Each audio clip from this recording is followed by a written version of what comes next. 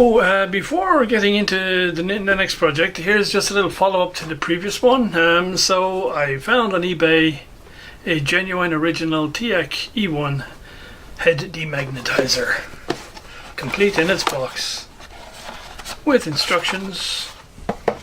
And so I thought, that's a really nice thing. So we're going to be using that at some point to demagnetize the heads on the TECs. Here, add that to my TEC collection. Hey guys, next project. So as winter draws in and the weather cools down, one's thoughts turn to shortwave listening. And so, whereas I guess my preference for doing shortwave listening is on one of my vintage sets, like the Pi P53, which has the bandspread tuning. I also have the modern computer digital way of doing it, and so that's where this little box may come in handy. So in terms of improving the quality of the resulting signals that you get, the sophisticated way of doing it is at the front end, at the antenna end, which is kind of complicated and you need dual antennas and stuff.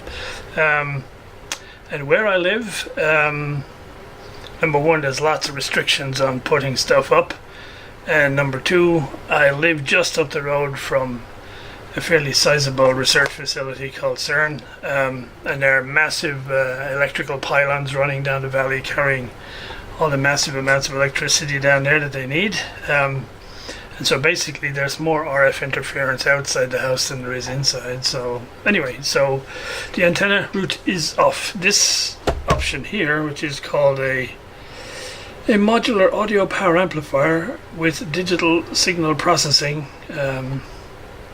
this is at the other end. So when you get your final audio signal that comes out of your receiver or your laptop, you send it into this thing, and it basically has a parametric equalizer in it. So you have two ranges from 100 Hertz to 1K, and from 1K to 10K. And in each of those ranges, you can either boost or cut the signal by 10 dB.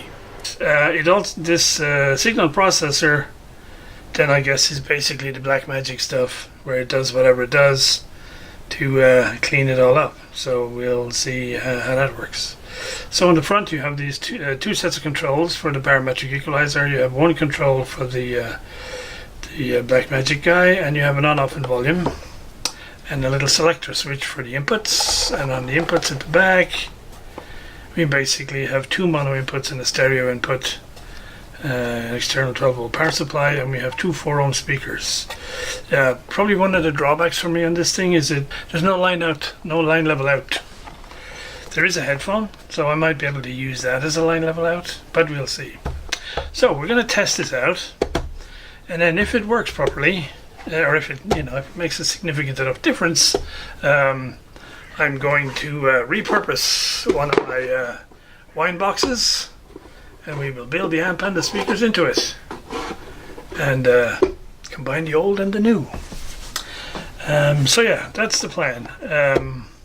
And so for my 12-volt power supply, I've got a regular one that I'm going to use for the testing, and if it all works, I have this guy that I salvaged out of a set-top box, which has a 5-volt and a 12-volt line to feed a hard disk, and I'll just use the 12-volt side of it to drive this guy and mount it in here in the same box, and that'll be neat.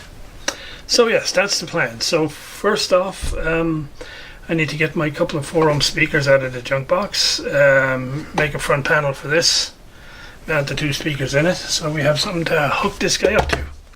So to test this little machine out, for the purposes of testing, I'm just going to put this guy on the top, and I will run cables, the speaker cables out to the back for the amplifier, and a signal cable into it, and we will run some tests.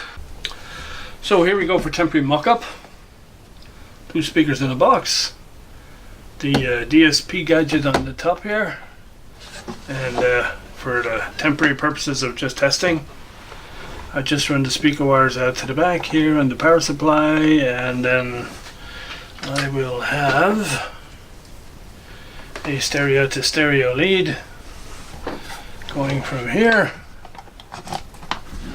to the PC, and then we shall see if it's worth taking this thing any further or whether we should stop right here.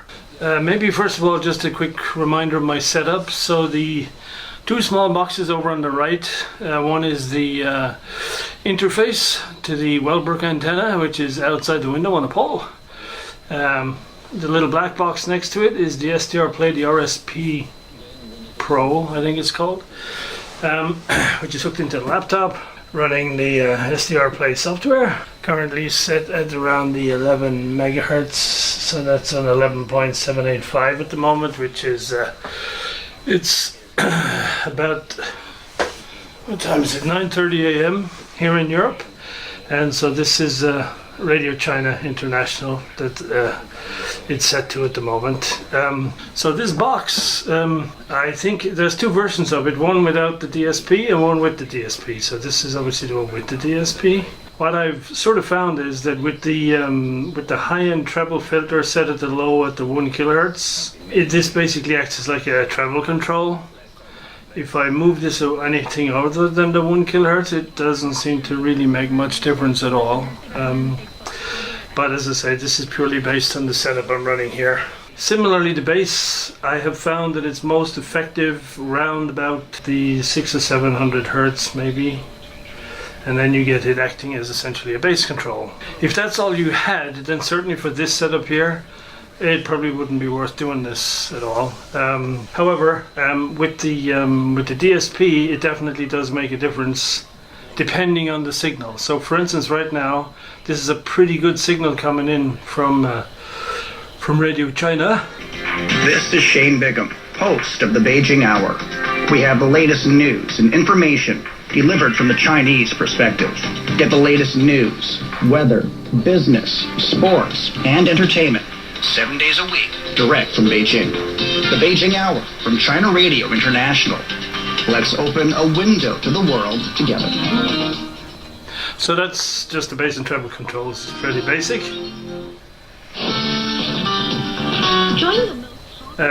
What I've found with the DSP is if I just move it to the first, if you like, division, it definitely, for a lot of signals, really drops the noise floor, and so it makes it much easier listening to the station. But this is coming in so good, you're probably not going to notice it. So when you move it up one, the volume goes down because everything goes down. But Trending in China.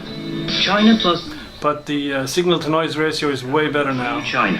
From the latest news to quirky Chinese inventions, videos, photos, live streaming, and more. You got to admit that's pretty good reception on shortwave. To Crossover, produced by CGTN. And so I would say, based on my experience with this thing so far, I spent a couple of hours playing with this yesterday morning and last night. I would say, yeah, it's definitely worth adding in to the rack, shall we say. So I will finish this guy off, start him all up. I'll take this a lamp and I'll insert it here in the front and put the grill over the speakers, and we'll start it all up, make it look nice. So I'll be back a bit later if I find a suitable channel to illustrate what I mean by how the DSP helps the signal. برامون تور نوشته حرف اول و آخر را پول و قدرت میزند، چه ترامپ چه سران حکومت ایران حقوق. Media pe care tânăra pianistă l-a prezentat deja cu casa închisă pe multe dintre marile scene ale lumii și a anunțat participarea diplomați, oficialități, membri ai comunității românești din New York, dar și melomani americani. Institutul Cultural Român Mihai Eminescu la Chișinău, în colaborare cu Ambasada României în Republica Moldova, organizează tradiționalul concert de muzică clasică cu prilejul Zilei Naționale. Evenimentul va avea loc pe 28 noiembrie la sala cu orgă și va fi Okay guys, I think we'll wrap it there. So that's it for my Wine Box DSP amplifier. It definitely makes a difference with the DSP function. If it was only the equalizer stuff, it probably wouldn't be worth it in this setup because, well, you have so many audio controls in the software and so on. But yeah, overall with the DSP, it definitely drops the noise floor and just makes it easier to listen when the noise level in the background is lower. And I hope you found some of it interesting. Hope everybody had a nice Thanksgiving. I hope everybody has a nice holiday season over the Christmas and New Year or whatever. I'll probably post more before, but I'm not sure. So in case I don't, until the next time, bye for now.